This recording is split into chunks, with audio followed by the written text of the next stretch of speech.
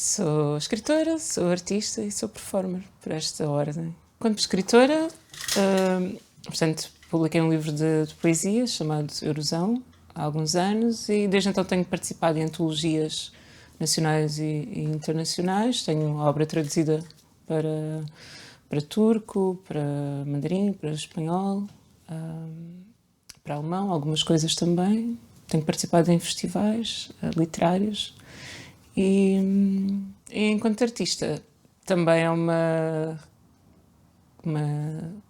expressão que, assim, publicamente é mais recente, não é?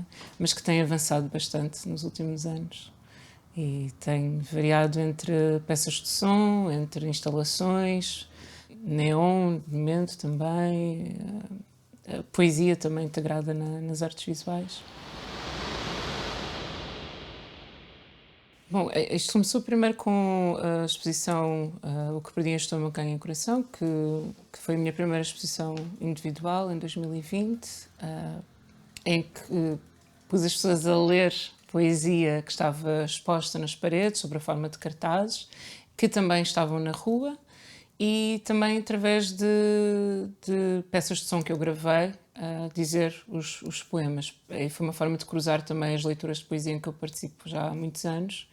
E esta questão também da leitura, não é? Como coincidiu a inauguração com o primeiro confinamento, acabou por ser assim uma forma curiosa depois de repensar o trabalho, não é? E a forma como durante esse confinamento e durante uma primeira grande fase da pandemia, as bibliotecas estavam fechadas, as livrarias, havia coisas que não poderíamos manusear, os livros não podiam ser manuseados, não é? E então tornou-se interessante pensar como é que as ruas são telas que sempre estiveram e sempre estarão à nossa disposição e poder usá-las também para trazer poesia às pessoas. E leitura, uma forma de ler sem termos de tocar nas coisas que estamos a ler, mas a ver o papel à mesma. Portanto, foi engraçado depois pensar, esta exposição trouxe muita coisa, não é? E foi engraçado pensar também depois nessa relação com esta nova normalidade.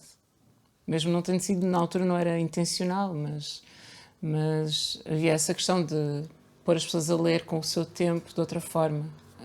Coisas que eu tinha inéditas e éditas, e as inéditas agora vão sair em breve também num outro livro, no segundo livro. Torna-se mais fácil para mim, não é? Porque quer dizer que eu só tenho de estar atenta ao material e depois conjugá-lo, integrá-lo naquilo que eu estou a fazer. E acho que é tão difícil escrever diálogos e é uma grande escola, não é? Quando temos diálogos, coisas que resultam tão bem na vida real, coisas que me fazem rir e volto a elas frequentemente e sinto a mesma coisa, é muito interessante porque não há nada mais sincero e mais bonito e mais verdadeiro do que isso, esse momento que não é editado é essa a minha inspiração, é exatamente as pessoas. Acho que é um recurso, é pensarmos quais é que são aqueles recursos que não se esgotam, não é? Que somos nós, coisas que nós temos dentro de nós e às vezes não queremos tanto trabalhar, não podemos, ou é mais delicado trabalhar isso, não quer dizer que seja sempre necessariamente interessante, ou tornar isso interessante é trabalhoso. Agora, quando são outras pessoas e elas nos envolvem, eu acho que há aqui um nicho, uma coisa que é muito especial e que se desvaloriza, porque não sei, quer dizer, eu não conseguiria essa coisa sem. Quando veio a pandemia, eu pensei, bom, acabou-se a minha carreira, esta parte da minha carreira, porque já não ando em transportes públicos, não vou a lado nenhum, não vejo ninguém, estou aqui em modo de escritora ermita. E agora onde é que estão as pessoas? E quando é que vamos voltar todos a estar juntos? Quer dizer, mas mesmo assim, não é? Há uma vida, há estes microsistemas e microclimas, assim, que são os nossos vizinhos, temos assim, as coisas que nós podemos ouvir estando em casa e ouvindo alguém na rua passar e a dizer, ou sobretudo em Lisboa, não é? Que tem estas partes de trás do prédio que eu acho que são fascinantes e que são muito interessantes e que têm toda uma vida, não é? E isso também nos pode inspirar, não é? Eu habituei-me a ver um vizinho que sobe para cima do telhado todos os dias para ver o nascer e o pôr do sol constantemente e já integrei isso numa história. Portanto, não sabemos de facto de onde é que uma coisa tão simples, uma palavra, uma frase que seja dita por alguém, depois pode integrar um outro texto de uma forma humorística ou completamente oposta, não é? E assim mantém-se o anonimato, mas imortalização mesmo aquelas pessoas. Eu diria que ainda não cheguei aí. Ainda não cheguei aí. Gostaria muito de o fazer e, sobretudo, através da fotografia, porque, bem, primeiro porque eu tenho essa obsessão em registar tudo o que está a ser dito, tudo o que ouço, tudo o que vejo e, sobretudo, também porque me interessa muito chegar a um lugar, eventualmente, em que depois de me ter fotografado a mim muitas vezes, possa fotografar outras pessoas. E, sobretudo, penso muito nesta relação do corpo negro, e de muitas pessoas em geral que eu conheço, claro, e que me interessam por diferentes razões, mas sobretudo quando penso no que é a questão da fotografia para uma pessoa racializada, para uma pessoa negra, não é? Ela é uma relação muito dura, e vejo isso mesmo quando se trata de atores, atrizes, performers, pessoas que têm uma exposição pública constantemente, não se sentem à vontade com isso. E depois faz-me pensar quem é que podia ter acesso a uma máquina fotográfica na família ao longo das gerações. O que é que aconteceu a esses registros? Perderam-se, queimaram-se, foram-se com uma guerra, com um incêndio, com mudanças para outro continente. Portanto, onde é que isso está agora? E se não há isso, como é que nós valorizamos que a nossa presença deve ser registada? E como é que depois a relação com o nosso corpo também muda ou não conforme a pessoa que está a retratar isso, não é?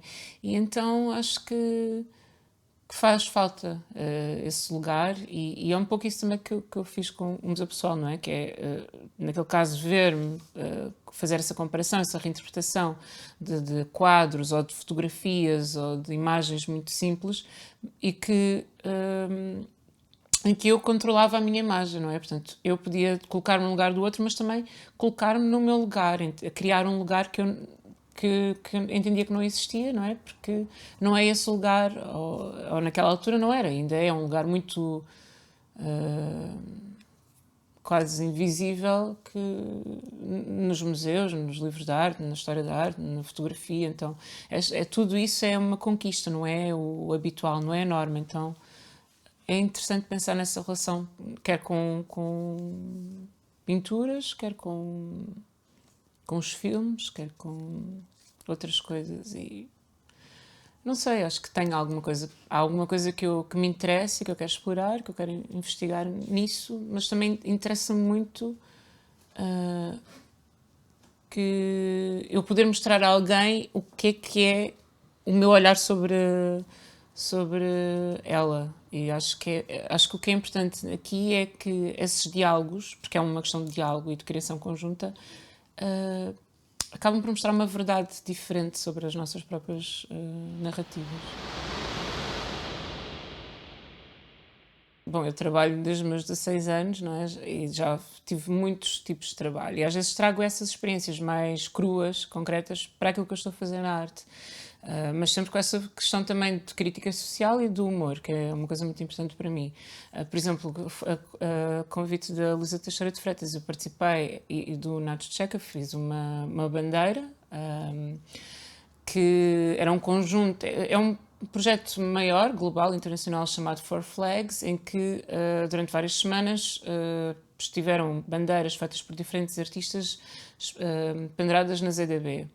E, entretanto, já estiveram também no Quetzal Art Center. No meu caso, eu escolhi fazer uma bandeira, reescrever o texto de uma etiqueta de roupa, com base numa experiência que eu tinha e de observações que eu fui fazendo, mas usando aquelas instruções que são para ter cuidado com a roupa, mas para termos cuidado uns com os outros. Portanto, no sentido de portanto, aqui o que é permitido, o que é que não é permitido, não é? O que é tolerável, não é tolerável, aceitável ou não, e virar aquilo para uma coisa, para um discurso mais, não assim, uma bandeira interseccional, mas depois dar o nome de Cotton Revisited também, pronto. E era branca e preta. Mas desde então, não sei, agora em Elvas, nos 15 anos do Museu de Arte Contemporânea, houve muitas exposições e muitas intervenções em diferentes espaços da cidade e eu fiz parte de uma segunda querela, como tinha feito com essa curadoria da Ana Cristina Cachola. Portanto, ela convidou algumas das artistas que fizeram exposições individuais no armário para se juntarem a fazer uma exposição coletiva. E nós tínhamos de trabalhar um hotel que tinha sido um hospital militar, portanto, um espaço património muito específico, e eu ocupei com peças de som 2 torres de vigia e depois também tínhamos a área de lazer ao pé da piscina e eles tinham umas cadeiras, umas espreguiçadeiras que já não usavam, que eram de lona, e eu usei-as como se fossem painéis e escrevi algumas coisas repetidamente, algumas mensagens. Bem, uma delas era uma espécie de biografia. Tudo aquilo era pensado na minha contribuição para o projeto, claro. Era tudo pensado no que é que são as biografias e o que é que são os nossos perfis. Hoje em dia estamos constantemente nas redes sociais a dizer quem somos, não é? E como também tinha ali uma outra... Nas peças de som tinha... Bem, posso explicar isso a seguir, mas havia aqui uma ligação, não é? Que podia não ser assim tão óbvia, mas uma dessas biografias era o meu CAI, que é o 930, portanto, que é uma coisa que rege absolutamente a minha vida. E depois havia uma outra frase, e havia coisas que eu escrevi e que disse nas peças de som. Coisas que foram ditas, uma seleção que eu fiz primeiro, isto começou para a contemporânea, para um vinil que ainda está para sair, em que fiz uma peça chamada Bumble Poetry, porque já há muitos anos tinha este interesse de explorar e dizer em voz alta, como se fossem poemas, o que as pessoas escrevem nos seus perfis de dating, não é? Portanto, como é que as pessoas se relacionam. E aí temos é uma experiência antropológica, social, divertidíssima. E pronto, isto surgiu uma vez que estava a ler os perfis de uma amiga do Tinder, o que é que ela punha lá, e achei que era uma coisa engraçada e já queria trabalhar isso há anos. E agora fiz já 3 versões, cortei várias coisas ditas por pessoas de várias idades, e, portanto fiz uma secção ainda só com coisas ditas por homens, depois passarei para uma dita por mulheres e depois por pessoas não binárias. Portanto, tem de ser assim, ir a todas essas frentes. Mas é muito interessante entender como é que as pessoas se descrevem, o que é que elas procuram, não só a nível amoroso, mas mesmo no nível de proximidade, e depois como é que estas coisas, o tempo em que vivemos, começa a entrar ali, não é? As pessoas dizem já se estão vacinadas, se não estão vacinadas, e depois com estas nossas divisões, não é? Bolsonaro, Trumps, é muito importante esclarecer algumas coisas. E uma das peças que eu lá tinha era uma coisa que vinha de uma experiência de quando eu trabalhava em vendas, que me disse uma mulher, e eu nunca esqueci. E achei que, como estávamos no verão e à beira da piscina e tudo mais, mas claro que isto depois tem muitas interpretações. E no final de uma conversa, ela diz-me: adoro essa cor, não perca essa cor. E eu gravei essa frase como uma canção. Criei isso como uma canção. E depois fiquei ali a ver o que é que. E passado um tempo, as pessoas estavam todas a repetir aquilo e cantavam aquilo. E foi engraçado, pessoas muito diferentes. E depois o que é que para elas era aquilo. Não é? Não sabendo quem pôs lá, não sabendo o contexto, e depois também quem é que eram as pessoas que estavam a ouvir esta peça, não é? Porque isto depois tem a ver com a questão também de eu estar a ocupar os espaços, com trabalhos que acabam sempre por ter uma conotação ativista, mas depois, na verdade, quem é que vai usufruir desse trabalho que eu estou a fazer, não é? E então a interpretação do meu trabalho também vai vir muito daí. não é? Porque ele depois precisa de ser concretizado. Mas se todo o processo de me chamarem, de me convidarem, e depois quem rege os espaços para os quais eu sou convidada, mesmo o público, tudo isso, não é? Implica muitas coisas e faz-me também pensar até que ponto é que também o trabalho está a ser, está mesmo a atingir aquilo que eu pretendo que ele atinja. O projeto I'm Not Your Artist que fiz com o Rodrigo Saturnino na Casa do Capitão foi. Bem, esse nome é uma inspiração, não é? Do James Baldwin e. No fundo, queríamos juntar, queríamos trabalhar juntos. Nós conhecemos numa primeira exposição também coletiva, feita uns anos antes e organizada pela Jazz, que é uma associação da qual o Rodrigo fez parte durante muito tempo e que foi no Mercado de Culturas. E pronto, temos estes temas que se tocam e foi uma forma de voltarmos a trabalhar juntos e tratar de como podíamos ocupar a casa, ocupar uma série de divisões. Nós decidimos fazer coisas individualmente e depois ter um diálogo, porque a proposta era, claro, ser uma exposição crítica e decolonial, não é? E eu destacaria aí um dos espaços que nós ocupámos foi uma cozinha que não estava, que estava desativada e que nós aproveitámos para juntar esta obsessão destas marcas que ainda hoje existem, marcas portuguesas, marcas brasileiras, que têm nomes, palavras extremamente ofensivas, extremamente coloniais. E não é? Temos a Casa do Preto, ou temos a marca de farinhas e outros alimentos chamada Sinhá. Então juntámos, fizemos um café de colonial e pusemos também fizemos uma reinterpretação dos cafés Negrita, a que chamamos Negrite, e pusemos nessas imagens, fizemos uma mudança. Pusemos nesse lugar, não é? Também pensar que como é que as pessoas são vistas nesses rótulos, como é que tudo ainda continua a ser. As pessoas já não são comercializadas, bem, em alguns lugares ainda são, mas traficadas, etc. Mas essa questão colonial ainda está presente, não é? Muitas marcas não alteraram os nomes, não alteraram os rótulos. Vamos a antiquários e esses rótulos são caríssimos, ainda têm muito valor comercial. E então fizemos isso, fizemos essa experiência e depois tínhamos outras coisas. Tinha um painel só com diálogos que fui ouvindo ao longo do tempo, uma coleção de anos, de mais de 10 anos, só com discursos sobre a identidade, em que me perguntavam de onde é que eu era, não é? Que é uma das coisas que mais me perguntam. Mas conversas desse género, mas que eu tive quer com pessoas racializadas, quer com pessoas brancas, portanto, em várias línguas, em vários lugares. Portanto, juntei tudo isso. Tínhamos também, portanto, o GIF que agora esteve no MAT também, o GIF que o Rodrigo fez explodindo a história, portanto, do padrão dos descobrimentos a explodir em 1000 pedaços.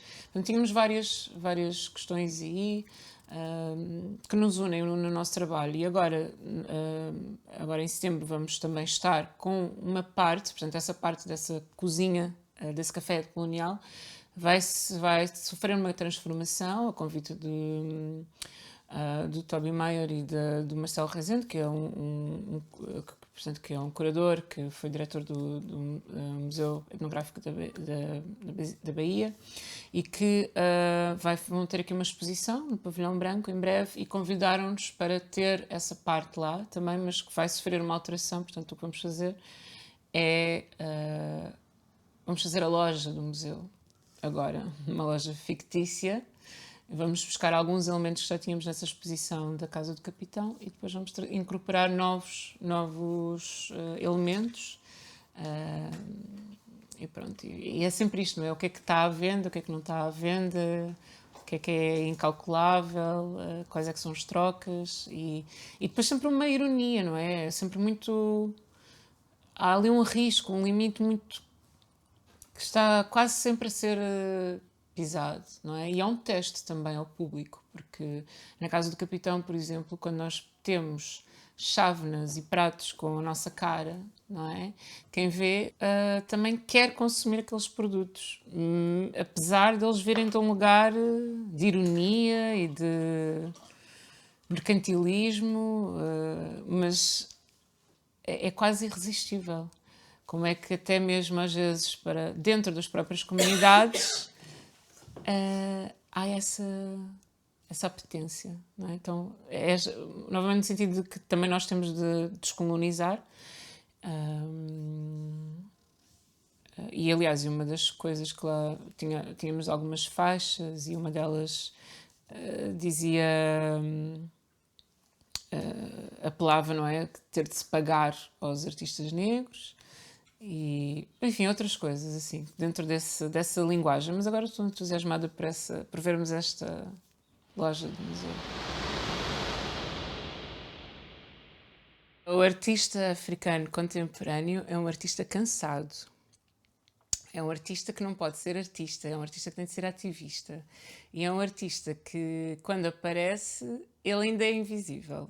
Vou dar um exemplo muito simples. Neste momento tenho um neon numa exposição em Almada, na Galeria Municipal, e é uma exposição coletiva. Fui convidada pelo Filipe Oliveira, pelo Sana Mendes Silva, e fiquei muito contente com este convite, porque me permitiu trabalhar sobre as novas cartas portuguesas, que é uma obra que eu aprecio mesmo muito e já fiz leituras no Museu do Aljube e tenho continuado a trabalhar e acho que é uma obra mesmo singular e intemporal e interseccional e tudo isso. Agora, eu estou lá e estou nesse neon em que fiz um bocadinho de blackout poetry e a frase é agora somos e sem limites, que é exatamente aquilo que eu gostava que o artista contemporâneo africano pudesse ser. E esta é uma frase do livro. São duas frases, dois versos que eu juntei e criei este neon. E quando se entra na galeria é a primeira coisa que se vê. E acho que isto é ótimo. Mas depois não dá de baixo. Há muitas obras. E há uma delas, muito específica, que tem só nomes de artistas, mulheres, portuguesas. E elas são todas brancas. Talvez isto explique. Eu acho que isto explica muita coisa e acho acho que nós temos de, nós enquanto comunidade, e eu tentei fazer isso ao longo dos últimos 2 anos, consumir muito mais livros, arte, música, pessoas negras e não só, outras pessoas racializadas. Tem de ser um esforço consciente. Ofereci muito mais livros de autoras, mulheres negras ou homens, autores negros. Falei, divulguei, convivi, entrevistei mais pessoas negras, artistas, divulguei os seus trabalhos. Portanto, eu acho que é isso. Acho que temos de combater a solidão. Acho que já basta a solidão avassaladora dos espaços que nós lutamos muito para ocupar e quando ocupamos ainda... Muitas vezes ainda... não é só a solidão da equipa, a solidão de ser único, é a forma como continuam a ser, acho que continuam a ser mais importantes muitas vezes ainda os curadores. Agora, por exemplo, fui convidada para uma curadoria da Lisboa Crioula, preocupei-me em ter pessoas trans, em ter pessoas negras, em ter pessoas brancas, em ter diferentes tipos de pessoas, em ter muitas mulheres e sobretudo em ter muitas mulheres negras que eu acho que precisam de mais destaque na literatura em Portugal. Portanto, estar nesse lugar é muito importante para mim. Se eu sei que uma pessoa tem performances, tem workshops e coisas, divulgar mesmo que eu não possa ir assistir. Porque acho que mesmo quando ocupamos estes lugares, muitas vezes o destaque ainda não recai sobre o artista. O artista é quase um prémio para o curador que o convidou. E aparece mais e dá-se mais importância, mais relevância ao curador, ou a quem gera a galeria, ou o museu. E não devia ser assim, não é? E não se presta ainda atenção ao público também. Entender que esse artista, ou esse orador, ou quem for que esteja nesse lugar, precisa de um feedback, e esse feedback não pode ser tudo um eco branco, não é? Então nós queremos ver-nos enquanto artistas, mas queremos ver-nos enquanto produtores, queremos ver-nos enquanto diretores, queremos do museu, enquanto produtores, enquanto público. E sermos público uns para os outros e umas para as outras. Então acho que passa por aí, em combater essas. Acho que é um artista contemporâneo africano, que for. Acho primeiro são pessoas que são artistas porque vivem a sua vida assim. Então é aí que começa, não começa e não se esgota, nem acaba no White Cube, ou no museu, ou o que for, ou na galeria comercial. E acho que estamos a encontrar meios de também subsistir, criando ao mesmo um lugar, mas sem sermos escravos, pun intended, desses lugares e desses conseguimentos.